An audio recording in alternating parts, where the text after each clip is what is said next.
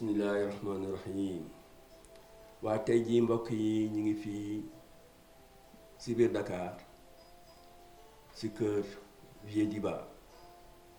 Vieux Diba kilifa la ci mbirum natal, ci mbirum art, ci mbirum créativité. ñu bëri ràññee nañ ko, xam nañ ko, et muy ndamoo aussi plusieurs distinctions qu'il a reçues, en particulier celle du président de la République. Donc, en venant ici, dans cette maison qu'on appelle Karantaba, c'est pour souligner l'origine de Vieux Diba. Donc, nous sommes ici, disons, dans l'espace que j'adore tant. C'est un espace qui n'a cessé de me séduire, de m'emporter, de me transporter. C'est l'espace, disons, de la créativité, fondamentalement africaine, qui s'appuie sur des objets presque rituels. On a l'impression d'entrer, disons, dans un khamb, le lieu où les esprits parlent aux humains, là où le savoir est sacralisé et interrogé pour permettre aux détenteurs, disons, du secret de révéler aux vivants les voies et les moyens de survivre devant ce monde où tout bouge, devant ce monde menaçant. Et là, nous avons plusieurs tableaux. Il y en a 6. Des tableaux célèbres qui ont marqué la créativité dans ce pays. Que d'aucuns, en particulier un grand architecte et designer du nom de Cissé, qualifié, disons, de art kangourou. Donc, c'est ce travail-là que moi, je ne cesse de magnifier. De dire que Diba a une force en termes, disons, de créativité, extraordinaire. Et quand on voit ça, quand on revoit ça, en réalité, on ne s'interroge plus sur les capacités et les possibilités de cet homme. On ne s'interroge plus tôt sur, en tant que concepteur, en tant qu'artiste, quelle est la finalité de sa vision et où est-ce qu'il peut apporter, disons, son art, et quel est en tout cas bon pour lui et pour l'Afrique, qu'il essaie, disons, de partager, avec qui il essaie de partager, pour pouvoir nous donner encore cette possibilité d'interprétation des choses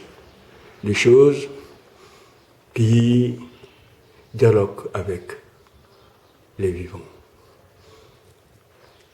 Donc, ça, c'est des œuvres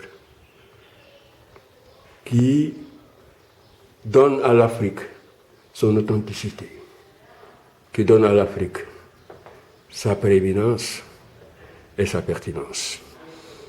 Donc, Diba est décidément un homme de son temps, un homme du passé, un homme aussi du futur.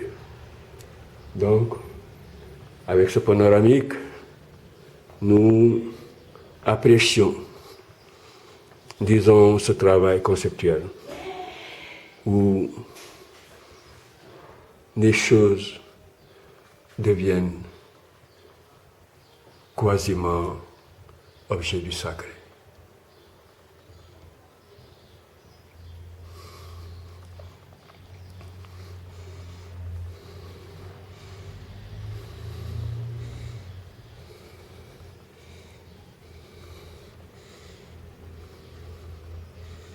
Ainsi Diba marque son temps, marque son époque et marque son espace.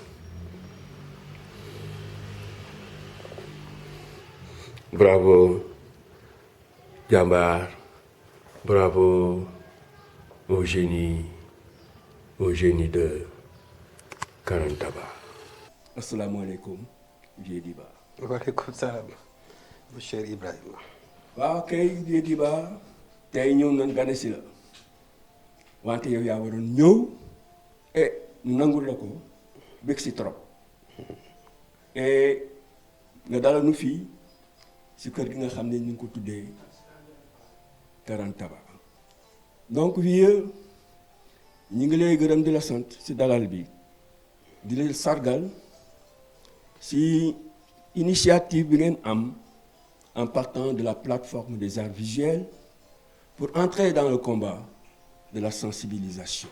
Et vieux si mbir moomu lan nga ñu si mën a wax loo xam ne lu bees la loo xam ne askan bi mën na ko dégg mën ko jëriñoo mu nekk loo xam ne daf koy muccal si li nga xam ne mooy balaa mbas bi nga xam ne moo dal àddina bi. bon sëñ bi jërëjëf waay ci ñëw bi ngeen ñëw sama kër ci émission bu am solo bi ngay organiser nii pour seen télévision leral.net télévision boo xam ne émission yu am solo lay génne macha allah ñun nag comme que ñun xalaat daal moo nu fi bàyyi. bu ñu gisee ñoo xam ne seen émission xalaat daf ci jiitu. ñu defee ni ñun li ñu war a def mooy ñëw rek boole nu soxlaa ñu waaw li tax ñëw ma fa lay xam nga yaa ko waxal sa bopp jamono ji dafa xaw a doy waar ah kenn ku nekk da ngay moytu nañ moytu. li nga ma laaj li ma sawar a tontu la. waaw. artistes yi ak intellectuels yi en général ñoom. li xew bettu leen forme bi moo leen bett mais ñun kii suñu liggéey waxoon nañu bu yàgg doomu aadama nag li muy posé ko amtu du jëmukaay man personnellement am na benn œuvre bu ma keroon 1996 qui s'appelle Le Piège bi ma xamee dans les années 90 tendance suñu dëkk yi ak li xew ci àdduna artistes yi seen rôle loolu mooy rôle veille daanaka ñoo xam ne dañuy am attitude de recul pour observer la réalité ñoom réalité bi du leen bouffer mais ñoom ils essaient d'échapper à la réalité pour l'observer à distance comprendre lan mooy mandargal et jéem a seet naka lañ mën a jàppale nit ñi pour ñu comprendre xam nga mbir balaa nga koy changer da nga koy comprendre d'abord. alors artistes yi seen rôle mooy aider à comprendre le monde avant de changer le monde. Donc li ñu organiser nii campagne d'information bi boo ko seetlu sa dafay mel ni day nuroo toppandoor te du toppandoor ñëpp a koy def ñu ko war a def. nit ñi dañoo fekk ñun ci li ñu def toujours contexte bi joxoonu opportunité ñu wax parce que ñun daanaka bu ñu waxee ci sunu métier la ñu waxee. peintre bi couleur la am pour wax. dessinateur bi crayon la am pour wax. poète bi làmmiñam la am. ainsi de suite ñun suñu outil de création moom la ñu utiliser pour wax àdduna. léegi nag dañoo organiser benn manifestation boo xam ne pour commencer campagne de sensibilisation boo xam ne ñëpp a ngi koy def. te ñu ko war a def parce que communication du doy ci contexte bi ñu toll nii. parce que malgré contexte malgré communication yi ñuy def tous les jours rajo yaa ngi koy wax fu nekk. boo jënd ci mbedd mi da ngay gis koo xam ne nit posé acte boo xam ne da ngay def ni dafa musul déglu lu ñu wax. donc loolu dafay tax ñu seet ban nature société la ñu am. pour ñu mën a xam naka la ñu communiquer société bi. ñun société bu ñu am société de fusion la daanaka nit ñi seen lépp benn la nit ñi benn la ñu. or communication bi lu muy appelé mooy système société de distanciation. jógee société de fusion ñooy société de distanciation processus bu jafe la parce que culture espace de résistance la nit ñi bu ñu demee bu am problème inconsciemment seen culture moo leen observe problème bi maintenant c'est amener nit ñi ñu comprendre société de fusion bi malgré qualité positive parce que humanisme lay développé mais malgré ce côté positif là des femmes problème yoo xam ne contexte actuel méngoowul ak moom dañu war interroger waat société de fusion boobu jërëjëf di baax waaw moo tax ñuy rafetlu campagne de sensibilisation bi nga xam ne lancé ngeen ko waaw pour gën a yee askan bi waaw ci musiba bi waaw ñu góorgóorlu soppi xalaat soppi jëfin soppi doxin wante di baax dafa am loo xam ne yaa ngi ko laal mu tiital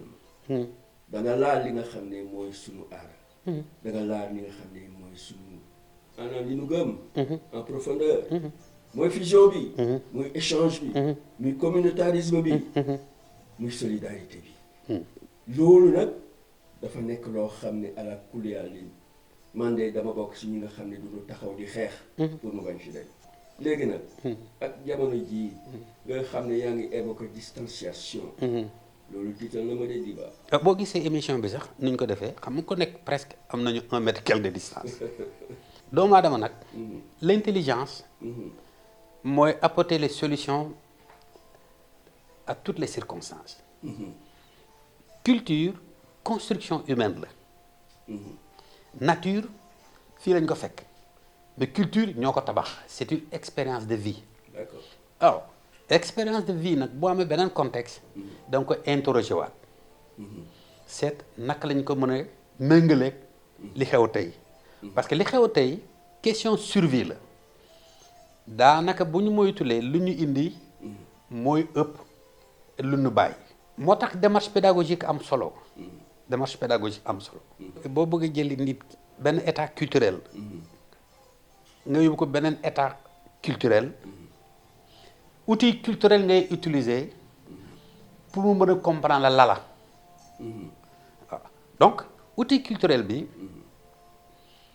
mooy seeta ñun suñu passé bu lu mel noonu amee lan lañ daan def maam yi lan lañ daan def analyser que contextualiser que dégager beneen démarche pédagogique de communication qui permettre de faciliter la compréhension ou le contraire c'est la comment dirais-je ce que j'appelle la démocratie de rigueur c'est-à-dire la contrainte ouais. Et la nécessité ouais, c'est ça ce que j'appelle démocratie de rigueur moi bëgguma contrainte mais je préfère des démocraties de rigueur xalaat bi rafet na da nga koy ëmb si sutura waaw da nga koy ëmb aussi si yërmande da nga koy ëmb aussi si li nga xam ne moom la ñu nàmp moom la ñu xam bañ a dëgëral di nangul keneen ki gëddëm ak àqam ànd naa si yow waaw wante Diba dunu ne ni nga dugg nañ si jamono xare est-ce que ànd nga si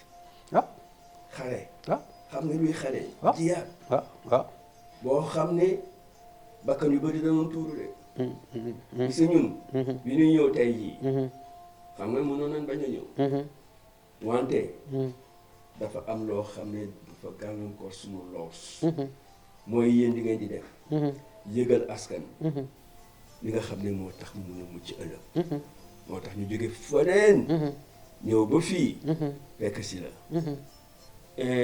bon ak devoir ñu bëri ñi ngi nekk si hôpitaux yi si dispensaires yi ak ñu bëri si askan bi ñi ngi dox loo xam ne askan bi moo si gis li nga xam ne moo tax mu continuer di dund léegi nag yéen seen liggéey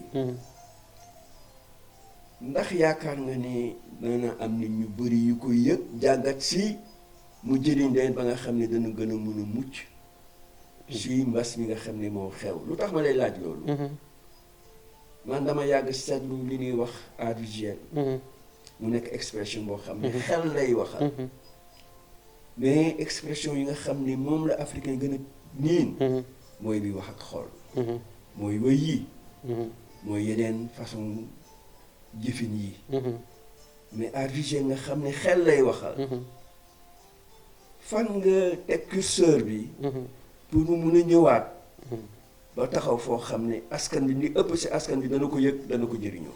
waaw li ci question bu am solo xam nga même ci suñu maam yi art visuel du ñëpp a ko mën a comprendre sculpture yeeg ñi koy def en général ay forgeron lañu wala ñi nga xam ne dañu leen initier mais loolu lu tax mu mën a mu occuper place ci société boobu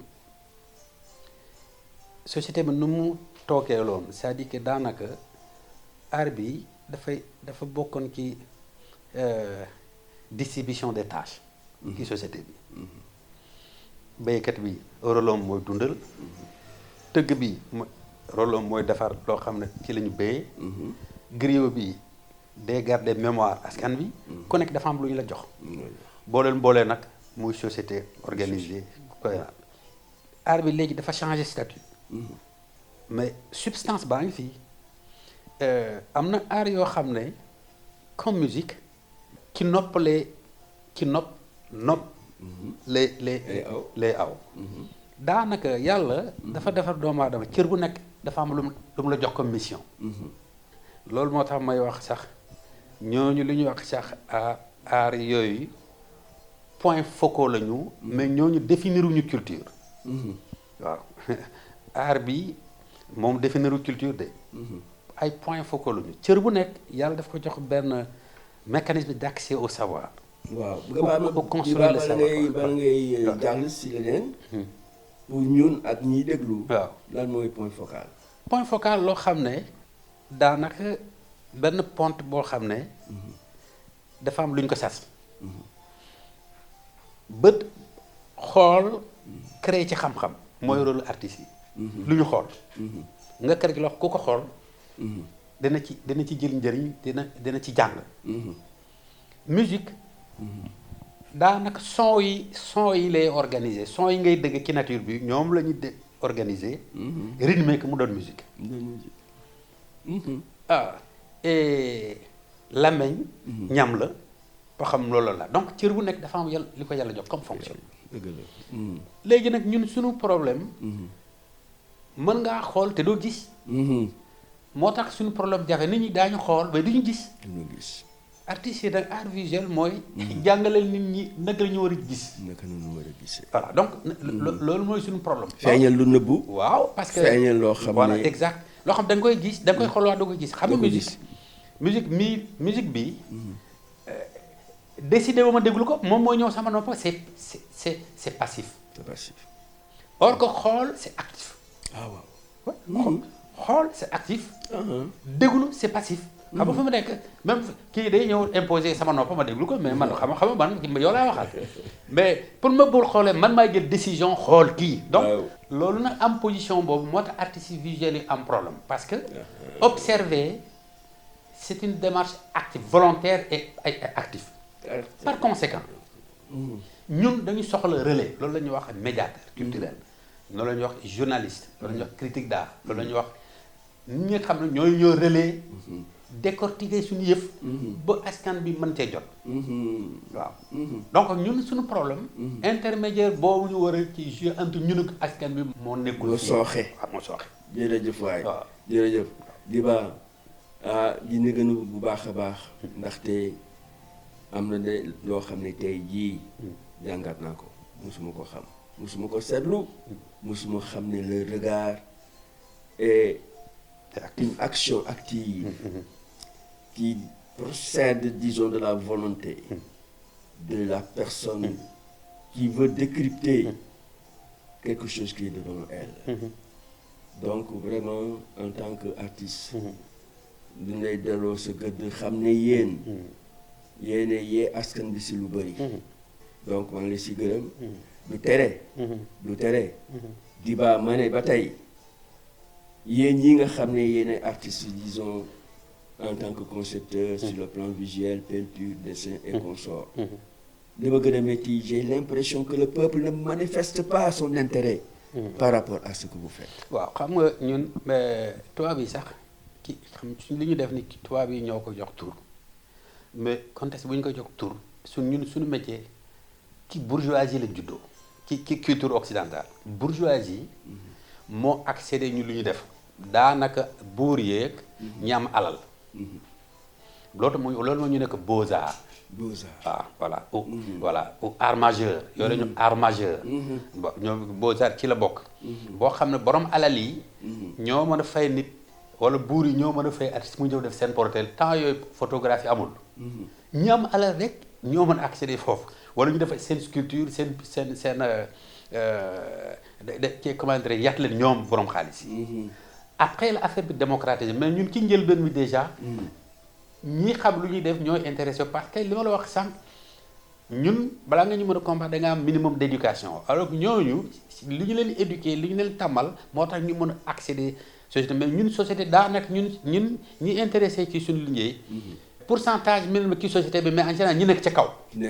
ñoo ko parce que voilà ñoo koy. nguur gi maanaam. nguur gi sax pas nguur gi. waaw qualité de leadership la. waaw baal ma de bon sànniwuma la xeer wante peuple bi aussi léeg-léeg mu gisee ko noonu. voilà borom alal yi. voilà ak baadoole yi wute na. léegi nag. art bi dafa évoluer boo am ay pàcc yu bëri. am na pàcc yoo xam ne léegi askan bi mën na ci jot. mooy communication visuelle il y a plein de choses ay illustration ay dessin animé yooyu yëpp ci aspect art plastique la bokk. D'accord. léegi nag dimension boobu oui kooku c'est pour yee nit ñi d'ailleurs moo tax suñu campagne bi en général dañuy utiliser mécanisme yooyu en général graphistes yi ñoo ci gën a bëri suñu campagne voilà parce que ñoom askan bi mën na comprendre loolu mais am na façon recherche yoo xam ne yooyu c'est réservé à des spécialistes des gens qui sont initiés wala qui ont certain standing qui ont une certaine qualité d'éducation donc ñëpp mënuñu accéder loolu c'est à la limite pour ne pas dire c'est un peu très bourgeois. Donc, le reste oui am na aspect yoo xam ne oui population bi mën na ci accéder wu voilà. Bien sûr, voilà, bien sûr. Ça. Mais justement à propos disons de la plateforme des arts visuels duñu tàmm xalaat rek ne bon c'est des concepteurs les dessinateurs les peintres les sculpteurs mais suñu mbokk yi nga xam ne qui sont derrière les caméras est-ce que bokk na ci. plateforme art visuel xam nga boo déggee plateforme mooy benn bërëb boo xam ne ñu bëri dañ fay daje. plateforme art visuel dafay intéresser artistes yi nga xam ne ñoom peintre sculpteur dessinateur dafa intéresser les journalistes culturels dafa intéresser le collectionneur dafa intéresser galeriste daanaka ñi nga xam ne dañu collaborer ci art bi yëpp bokk nañ ci plateforme y compris ceux qui font la production audiovisuelle bokk nañ ci plateforme art visuel parce que xam nga notion art visuel notion anglo-saxonne art visuel avant français de loolu la ñu art plastique waaw mais quand multimédia bi bu mu dugg ci création bi gars yi te terminologie anglais ñu ne visual art visuel mais art visuel mooy l'ancienne appellation art plastique moo évolué avec le multimédia moo nekk art visuel. Tu vois que le multimédia est intégré maintenant. Ah oui bien sûr dans cette forme absolument loolu moo tax ñu nekk art visuel. Oui, très bien voilà. Et qui apporte aussi beaucoup de dynamisme. Ah, c'est ça. Dans le cadre disons. Surtout la l'éducation. perception. L'éducation voilà exact absolument. Mais très bien habillé. Donc machallah bon donc tout ça mën nañu ko considérer. Et puis il y a aussi un détail par rapport à art visuel. xam nga problème art visuel moo tax loo gis rek. contexte la dañ ko xalaat. xam nga boo xoolee depuis un certain temps. machine dafa am projet remplacer doomu aadama ki liggéey yu bëri. D'accord. parce que lépp loo xam ne acte mécanique la machine dina ko def. daanaka suupa ay métiers yu bëri kenn doo ko defati. machine moo koy def parce que libéralisme ñi fay nekk dañu xarañ. le principe est simple naka la ñu mën a gagner xaalis sans pour autant dépenser trop. or entretenir l'emploi humain ça nécessite beaucoup de choses salaire assurance maladie bla bla bla bla le coût et c'est au niveau du coût du travail ça coûte cher à la productivité et de plus en plus la tendance c'est de remplacer liggéey boo xam ne acte mécanique la de répétition ça va être confié à la machine donc le fait que cette stratégie de révolutionner l'économie cette tendance discipline humaine yëpp dañu visé par ce processus et c'est pourquoi y compris même les arts la musique il y a beaucoup de choses yoo xam ne woo ci da ngay gis orchestre yoo xam ne 20 10 personnes 2 personnes. Donc, il y a d'abord les mutations, il y a des femmes économie d'échelle sur l'organisation des événements, sur le transport, sur la logistique. Il y a toujours une notion d'économie d'échelle. C'est pourquoi c'est extrêmement important que le concept ce n'est pas des concepts neutres. Concept, ça entre dans des processus global de développement et de minorer dans le processus du libéralisme qui s'installe. Donc il faut que tout a été pensé. Les gens ne pensent pas. L'évolution règle des problèmes, mais ça crée d'autres problèmes encore. Voilà. Mais je vois que c'est le professeur qui parle en ce moment, que j'aimerais ramener au niveau, disons, des couches, disons, des plus... Bon, beaucoup en fin de compte, qualifié de mineurs, mais des couches qui n'ont pas accès, qui n'ont pas accès à cette intelligence, à ce savoir-faire, à cette sublimation, disons, de l'intelligence à travers la créativité sur une surface, par exemple, ou sur un objet. Parce que l'Afrique, dans son patrimoine, a quand même comme bien propre ce que nous appelons l'art utilitaire, qui est l'artisanat de façon générale.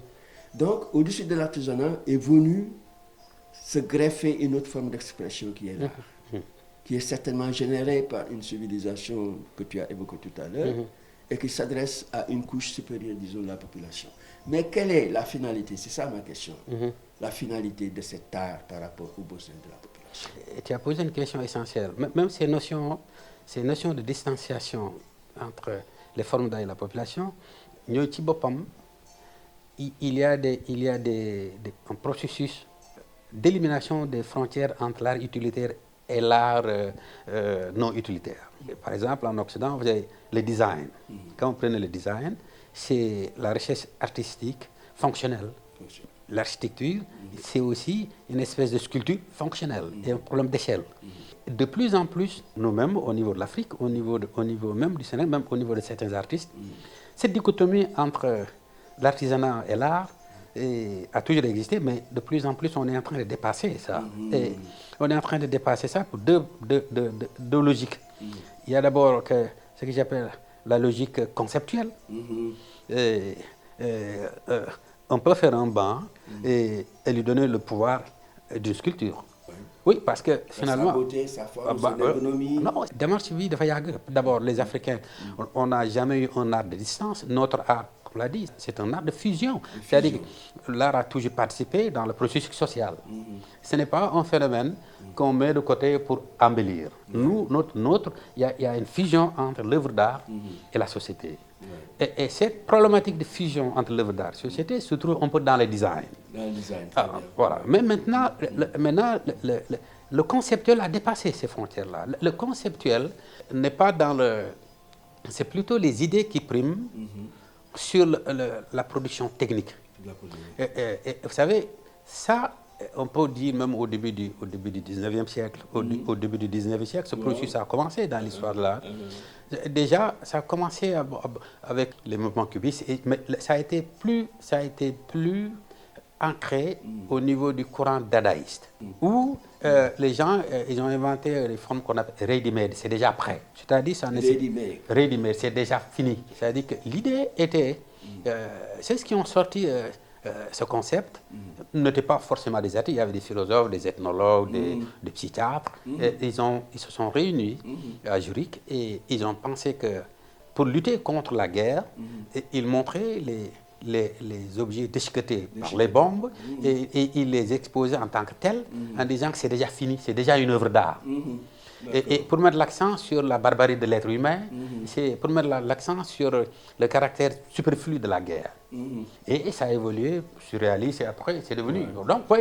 Voyez donc ce processus de dépassement de l'objet qui concevant l'art comme un processus de fabrication et considérant l'art comme une simple volonté de donner à un objet le pouvoir artistique et qui revient à l'homme. Et ça, c'est très important. C'est-à-dire, structure micro peut être une œuvre d'art. Si moi je décide que c'est une œuvre d'art, je l'installe quelque part, ça devient une œuvre d'art. Mais ça montre que celui qui dit ça a la magie de dire ça. N'importe qui, vous prenez ça dans la République, il dépose à une œuvre, personne ne... Mais quand un artiste qui est déjà installé dans ce processus, qui par volonté définie par concept, ça devient une œuvre d'art. Ça veut dire que c'est l'homme qui donne puissance et finalité à tout ce qui nous entoure. Oui. Voilà, c'est ça. Je rebondis là-dessus Voilà. pour revenir sur ce qui a défrayé la chronique depuis quelque temps. C'est une banane que l'artiste a posée sur un tableau, point final. Ouais. Et cette œuvre a coûté des millions et des millions. Ouais. Parce que l'autre, ouais. il prend un point, il le place, un point noir, il le place sur une surface blanche. Ouais. Point final. Ouais. Et ces œuvres-là, on leur donne des prix. Alors moi, je ne comprends pas. Ouais, tu ne comprendras pas parce que, vous savez, il y a deux paramètres.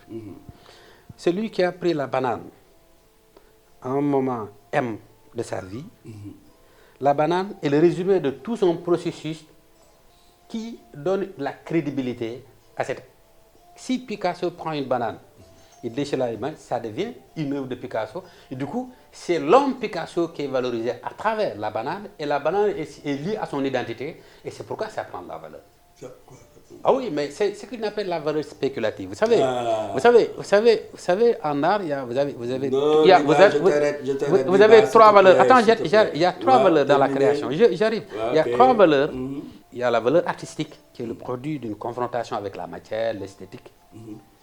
Il y a la valeur émotionnelle, tu aimes ou tu n'aimes pas, et la valeur spéculative. Et la valeur spéculative est une construction du marché. Et le marché est un instrument donc d'une réalité. D'une réalité. Voilà. Économique, qui est validée avec le pouvoir et puis les institutions. Bien sûr. Et ainsi va les civilisations. C'est ça. Pourquoi j'insiste? Parce qu'à l'ERA, nous avons une mission. Une mission qui consiste à amener la lumière, à l'orienter vers les aspects obscurs de certains phénomènes de la vie, pour permettre aux citoyens lambda de comprendre, de savoir. C'est pourquoi nous insistons pour que des spécialistes comme yow, comme say morom yi, ñu léeg-léeg ñu wàcc si kaw fi nga xam ne foofu la seen xam-xam nekk, pour tolloog ki nga xam ne mooy góorgóorlu bi nga xam ne suba ngoon mi ngi daw di daan dooleem. Su déggee ne lii ñi ngi koy jëndee lii, addinaam day tas. Oui, mais attention. Wow. Attention. Je vais te dire une chose. Sëñ Touba. Waaw. xam nga moom bëggul xaalis ba amul poche. Bëggul. xaalis du ko laal ba amul poche yëreem sax amul poche. Yëreem amul poche. waaye jëleel daal la Sëñ Touba tey nga dem jaay ko ñaar nga ci am. daal Sëñ Touba. waaw. Kooku moom. Donc l'énergie, c'est-à-dire l'objet là, qui comme moo koy transmettre valeur par son énergie. C'est-à-dire il y a quelque chose qui est très difficile à cerner mathématiquement. Nous dégageons toujours en fonction de notre crédibilité une certaine énergie. Et selon la crédibilité de l'individu, l'énergie à travers son œuvre où s'arrête, tout ce qu'il touche, tout ce que la personne touche, devient en même temps, parce que c'est lié à son nom, ça prend de la valeur. Oui. Mbaxane bonnet carré bii nekk sëñ Babacar Sy bu nekk ci musée ba. Waaw. nit ñi dañuy jël ay paas jóge fu ne ñëw xool ko. jël mbaxane boobu nga du mbaxane kese. mbaxane sëñ Babacar Sy la wala daal la sëñ Touba la. boo ko jaayee nga ne xam nga ñoom sëñ Touba defaru ko. dafa ko sol tekk rek mais énergie bi moom ci boppam énergie am dafa nekk ci affaire bi moo tax ku koy jënd ay millions centaines de millions nga koy jënde. waaw énergie bi noo koy tuddee maanaam mandarga la wala lan moo mun a dugg si xel ki nga xam ne. mais vous savez accédé wul à ce niveau de culture. Ouais, vous savez naka lay comprendre énergie Sëñ Touba c'est dans la vie. mais xam nga l'énergie. En fait c'est l'âme des choses. Vous savez le corps humain c'est matière et énergie. Et la mort même la maladie ne tue jamais. C'est-à-dire le corps n'a plus d'énergie et finalement on déclare mort. C'est-à-dire que l'énergie c'est lié à la vie. Cette énergie qu'on transmet aux choses qu'on touche. Parce que ça s'identifie à nous-mêmes et du coup, en même temps, ça prend de la valeur à cause de notre contact avec l'objet. C'est ce qui fait que vous avez des choses simples, ordinaires, qui deviennent chères parce que celui qui l'a touché, c'est lui qu'on achète à travers l'objet. L'objet n'a pas de sens au plan matériel, mais il y a une énergie que le propriétaire transmet. Baraka bi. Voilà. Bi nga xam ni. Voilà.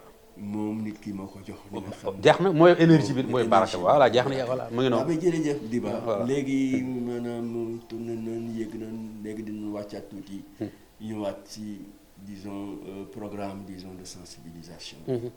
ñu ñëwaat ci li ñu tuddee mbas. dama doon dégg man bi ma gën a nekk xale nit ñi leen di wax mbas sonal nga ma.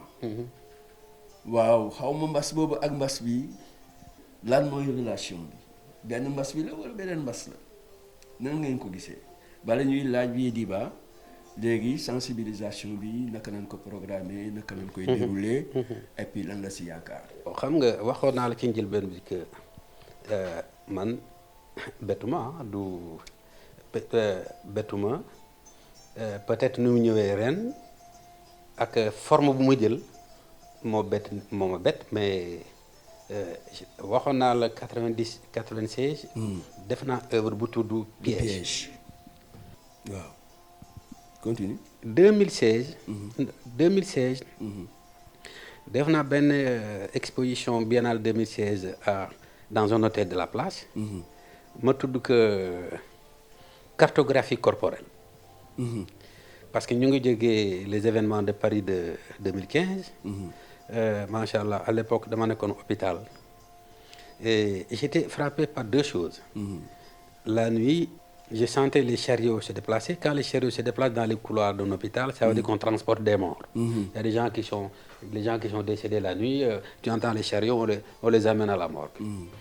Et deuxième chose, c'était le contexte de Paris, avec beaucoup de morts, les attentats de Paris, terroristes, ainsi de suite.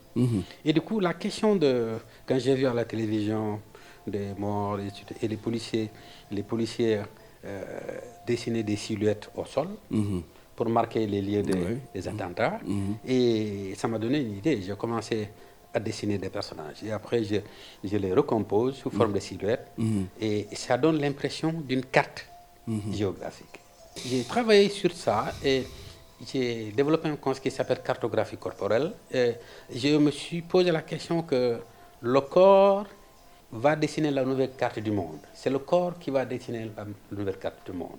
Le corps. Oui, parce que l'attentat, le gars qui s'explose, c'est à travers son corps. Et le corps n'est plus le lieu d'humanisation, mais ça devient le lieu de la destruction de l'humain. Et du coup, ça devient un danger. Et à cause de ces corps qui explosent, qui tuent d'autres, et plus il y a bombe, plus les frontières s'érigent. Et plus on se barricade. Et la nouvelle carte sécuritaire commence à dessiner le monde à cause de la violence du corps, l'explosion, les attentats. Et j'ai dit cartographie corporelle. Alors, le processus d'enfermement et de cloisonnement du monde a commencé.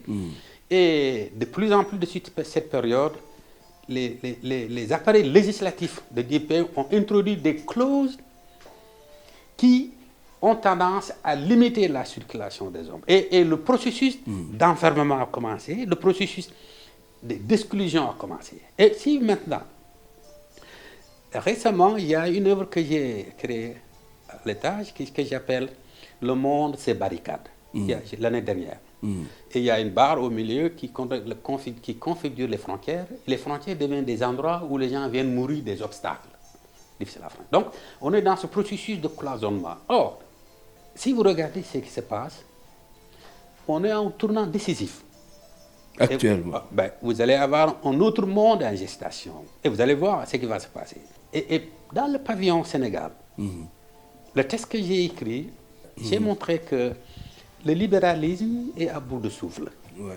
Et tous les systèmes ont atteint leurs limites. Oui, tous les systèmes ont atteint leurs limites. Et tout le monde se cherche un futur possible. Et j'avais interpellé à l'époque dans mon texte qu'au fond, c'est 2018, qu'au fond, au moment où tout le monde se cherche un futur, nous autres Africains devions commencer à penser, parce que kenn talul kenn ku nekk day xool lan lay jëndee ci problème yooyu. Et vous voyez, l'illustration, c'est que depuis quelques années, Trump a lancé en disant America First, l'Amérique d'abord. Et pourtant, c'est eux qui ont créé le libéralisme. Ceux qui ont créé le libéralisme, eux-mêmes, ils disent protectionnistes quand leurs intérêts sont menacés. Donc, ça pose un problème. Ça veut dire qu'on est à la fin d'un système. Donc, en tout cas, aujourd'hui, ce phénomène-là arrange quelle théorie? La théorie de l'enfermement, la théorie sécuritaire, limitation et circulation des hommes. Et c'est pourquoi l'idée du corps, là, la violence que j'avais lancée en 1986, qui aboutit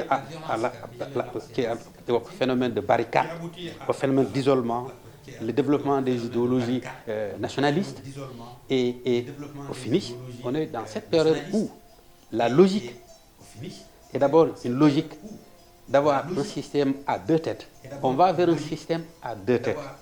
Libéralisme dans les échanges, mais protectionnisme à l'intérieur des frontières. Et le libéralisme va aboutir à une nouvelle mutation. Et c'est ça la question.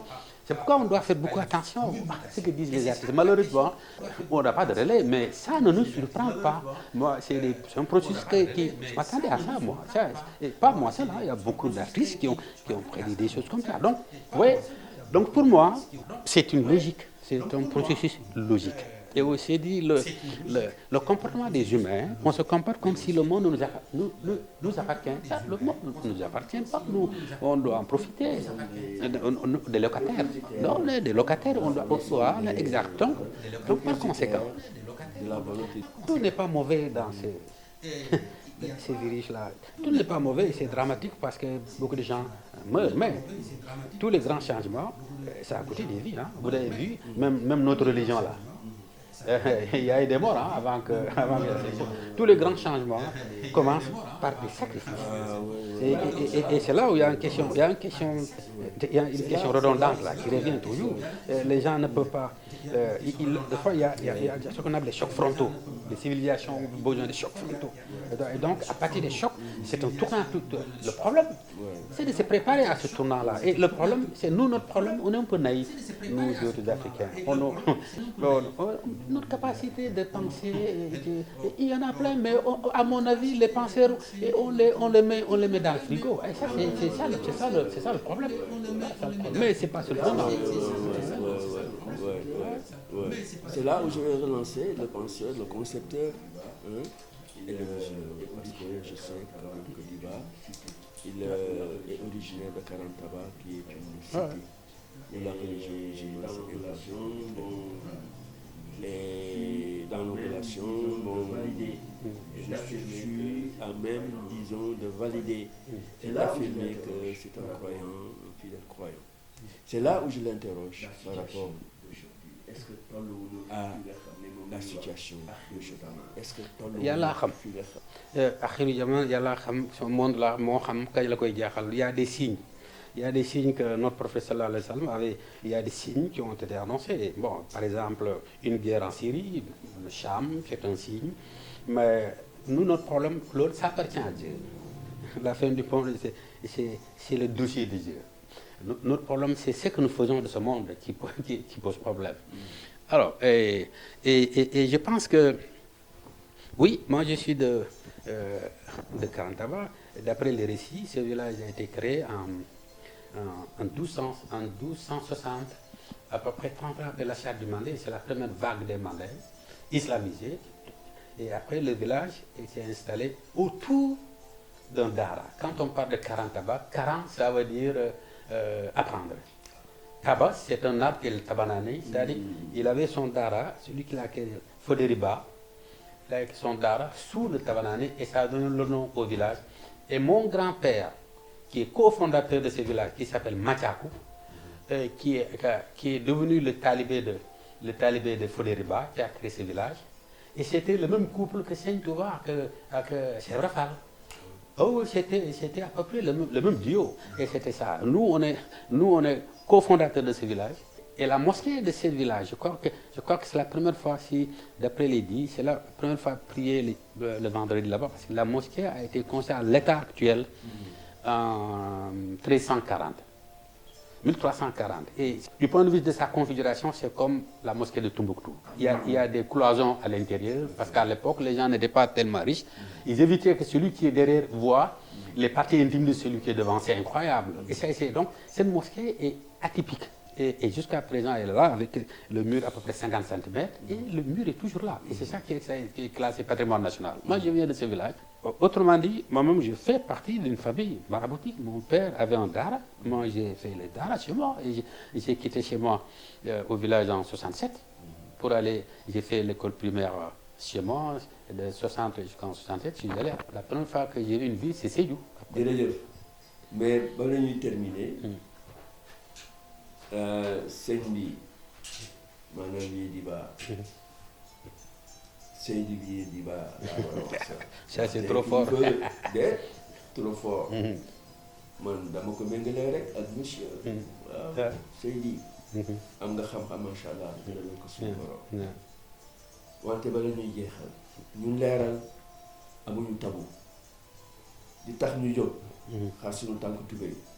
di sonn di yëg di wàcc du ñu am mission mooy leeral askan wi gindi ko si xënt yi nga xam ne mi ngi si xelam pour won ko yoon woo xam ne su ko toppee dana mucc ñun duñu toll foo xam ne si mbas mi lee ci jàqare bu tar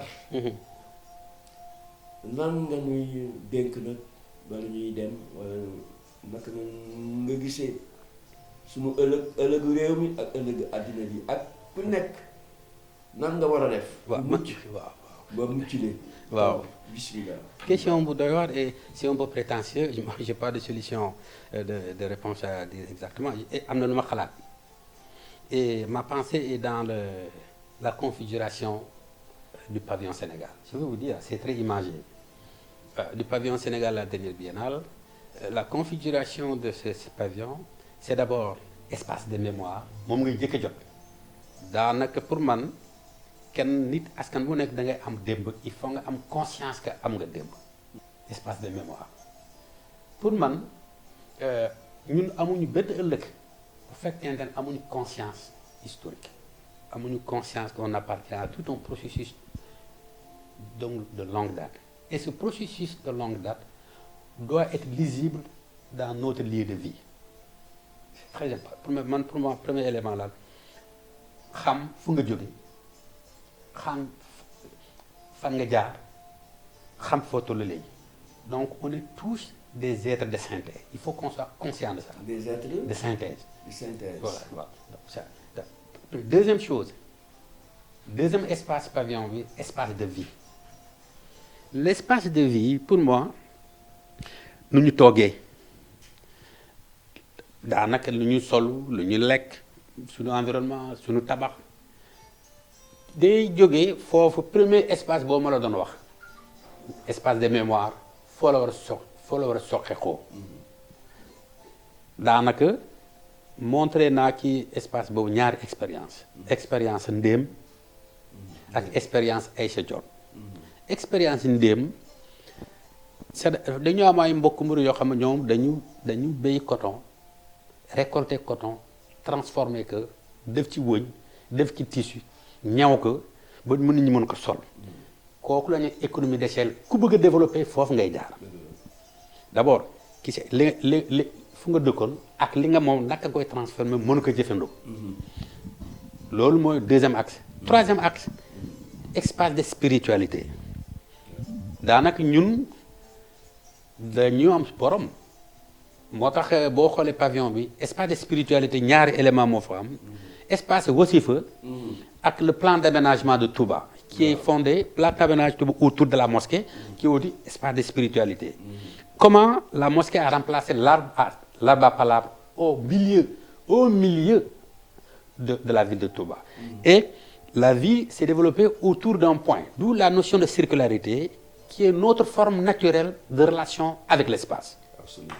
Donc après boo jëlee ñetti espace yooyu entre espace yooyu ce que j'appelle les imaginaires d'artistes c'est-à-dire léegi-léegi loolu yëpp boo ko defee dafa am action ci niveau boo xam ne da ngay échapper réalité bi pour faire l'investigation du physiquement insaisissable c'est-à-dire la réflexion la pensée se projeter si on fait ça pour man foofu la ñu mën a jaar pour ñu développer sinon le danger c'est que nit ñi dañu confondre se moderniser et se développer le téléphone là ba ma ko jotee apparemment 4x4 grosse voiture li ñi dañuy def ni dañuy développé déedéet ku defar mooy développé yow marché nga or pour se développer il faut d'abord créer développement concept de création la du concept de consommation loo xam ne defaroo ko loolu mooy problème bi c'est-à-dire que pour ñu développer wu il faut que ñu mën a créer li ñu jëfandikoo loolu moo donne un sens à la vie